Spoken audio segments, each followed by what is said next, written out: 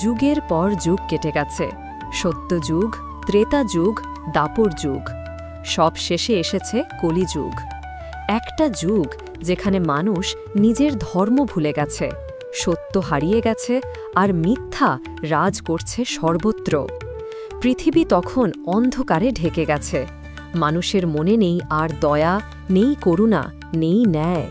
ভাই ভাইয়ের শত্রু, পিতা পুত্রের শত্রু, ধর্ম লুপ্ত, অধর্মের রাজত্ব।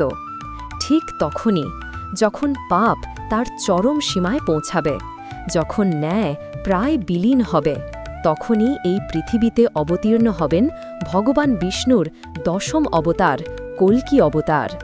সম্ভল গ্রামে এক ধর্মপরায়ণ ব্রাহ্মণ পরিবারে জন্ম নেবেন তিনি। শৈশব থেকেই তার মধ্যে দেখা যাবে অদ্ভুত শক্তি। চোখে জ্বলবে আগুন, হাতে থাকবে ন্যায়ের অস্ত্র। তিনি চড়বেন এক শুভ্র ঘোড়ায়, দেবদত্ত। হাতে থাকবে জ্বলন্ত তলোয়ার, যার এক আঘাতে ধ্বংস হবে পাপের সাম্রাজ্য। কল্কি আসবেন অন্যায় ধ্বংস করতে, ধর্ম ফিরিয়ে আনতে, সত্যযুগের সূচনা করতে। তার আগমনে কেঁপে উঠবে দুষ্টদের পৃথিবী, ধ্বংস হবে অধর্মের শক্তি, আর জন্ম নেবে নতুন আলো, নতুন আশা। তিনি কেবল এক যোদ্ধা নন, তিনি সেই ন্যায়ের প্রতীক, যার আগমন মানেই অন্ধকারের অবসান ও সত্যের পুনর্জন্ম।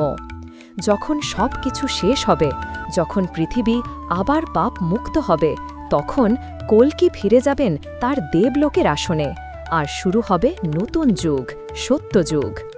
যুগে যুগে অন্যায় যতই বাড়ুক, ঈশ্বরের অবতার এসে সব সময় প্রতিষ্ঠা করেছেন ধর্ম। আর এবারও সেই ইতিহাস পুনরাবৃত্তি করবে কল্কি অবতার।